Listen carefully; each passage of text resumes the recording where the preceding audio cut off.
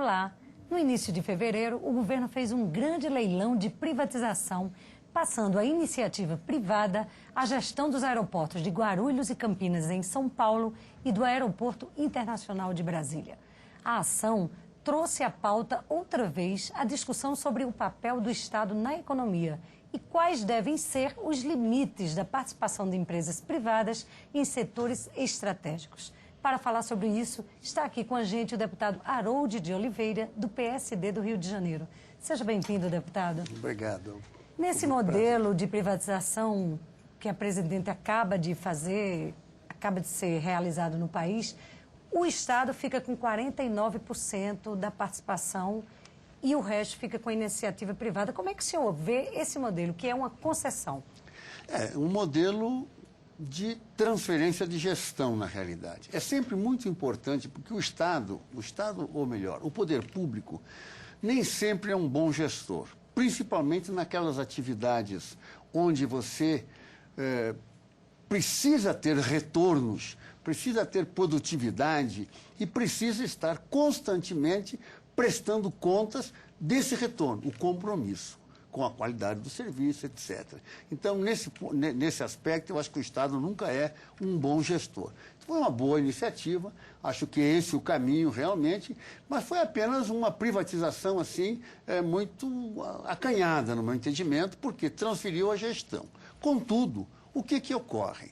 O Estado, através da Infraero, continua com metade da responsabilidade para o pagamento, por exemplo, do preço das concessões, com metade da responsabilidade pelo investimento.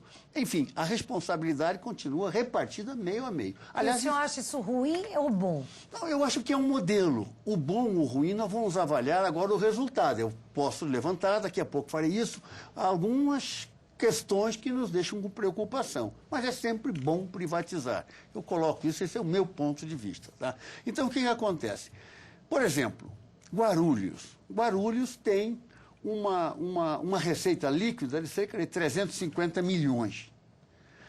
E o pagamento da concessão de Guarulhos, 16 bilhões, se dará em 20 anos, vai requerer um pagamento de 800 milhões de reais por mês, quer dizer, o dobro da receita líquida. Aí essa conta não está fechando, não então. fecha essa conta, exatamente. Então, esses aspectos é que levaram ao empreendedor privado, quando entrou e pagou ágios da ordem de 300 e tantos, quase 400% por essas concessões, porque ele não viu muito risco.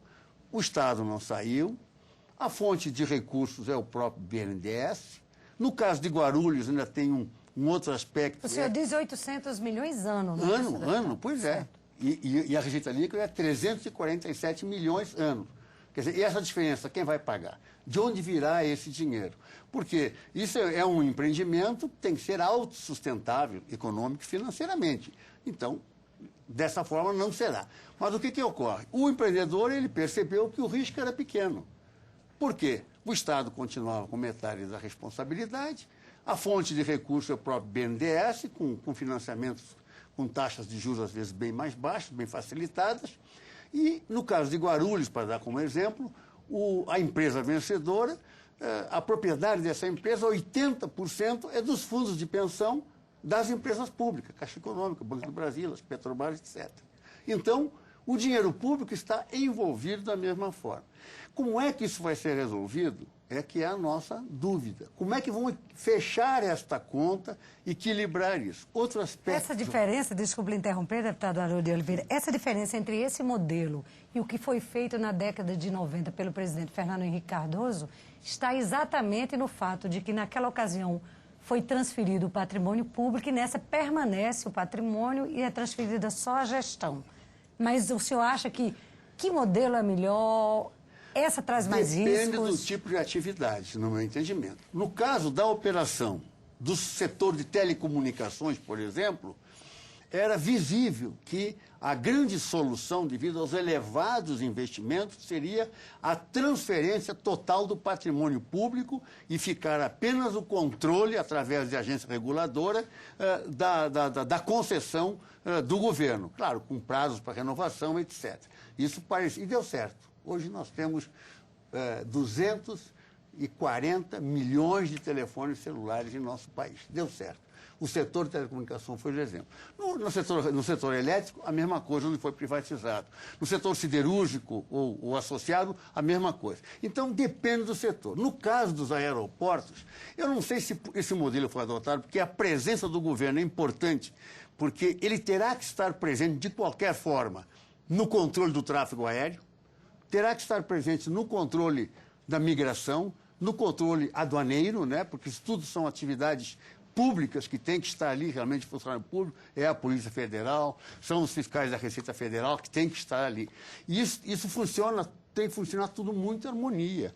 Então não adianta investir no terminal em terra se não houver investimentos de mesma ordem para dar a mesma qualidade de atenção ao tráfego aéreo, no tráfego aéreo, no controle do tráfego aéreo, então, que esse continua com a Infraero. Então, veja onde que tem alguns aspectos que a gente tem que pensar que pode nos preocupar quanto à operação. Mas pelo que o senhor está dizendo, é importante, então, a presença do Estado nesse setor, em face de ser um setor estratégico que precisa dessa presença, como no caso da ANAC. Esse modelo, então, o senhor acha que é um modelo que pode funcionar? Pode funcionar. A questão é que os valores pagos pelas concessões ficaram muito elevados, porque houve, como falei, esta redução do risco. Do risco, o empreendedor, ele calcula até onde ele vai de acordo com os riscos por retorno, porque ele coloca o dinheiro e tem que ter o retorno, naturalmente com as suas margens, aquelas taxas internas de retorno famosas, né, que todo investimento existe, tem que ter. Então, ocorreu isso. Agora, eu estou entusiasmado, eu acho que nós temos que apoiar essas iniciativas, porque o Estado, ele tem que sair dessas atividades. O Estado tem que entrar nas atividades de interesse das pessoas mais direto, que é a questão da saúde, é a questão da educação. Nessas áreas que tem que ir o recurso do Estado. Na infraestrutura, evidentemente, que tem um grande impacto social, de transportes, etc. Né? Mas e quando falha, deputado Harold de Oliveira? Quando falha em alguns aspectos? Por exemplo, no Brasil foi recriada a Telebrás. Por que ela foi recriada? Porque as empresas privatizadas, elas não fizeram os investimentos no entendimento do governo, por exemplo, em banda larga. Então houve essa recriação. Como é que se ajusta esse processo? A empresa privatizada, ela tem patrão, ela tem dinheiro. O dinheiro vai onde ele é remunerado. No setor de telecomunicações, onde a rentabilidade, quer dizer, você vende um telefone e a demanda paga o uso do telefone, tudo bem. Mas tem regiões do Brasil onde não tem retorno. Para isso foi criado o Fundo de Universalização das Telecomunicações, que hoje gera cerca de 800 milhões a 1 bilhão de reais por ano. E que está disponível para ser colocado justamente para atender aquelas áreas rurais, onde a população é mais esparsa e tudo mais. A ideia da Telebrás de fazer banda larga, ela foi uma ideia que ela poderá até ser boa se colocar em recursos, porque se não colocar também não vai ser boa, não vai conseguir. Agora, não é o assunto do nosso debate, mas a Telebrás, ela tem que negociar com as empresas de energia elétrica. Ela tem que usar a imensa malha que todas as empresas distribuidoras de energia elétrica têm neste país e que entram, porque telefone você fica à distância e recebe pelo rádio. Energia elétrica não, entra na tua casa. Se você não plugar, não entrar na tomada, você não acende a sua luz. Você não recebe. E ali você tem condições de ter uma entrada ou uma saída de acesso numa faixa de frequência razoável para acessar a internet ou telefonia, ou o que seja. Essa que é a grande questão. E até o governo tem que se preocupar com isso. Por que não fazer isso? Qual é o problema que está por trás disso?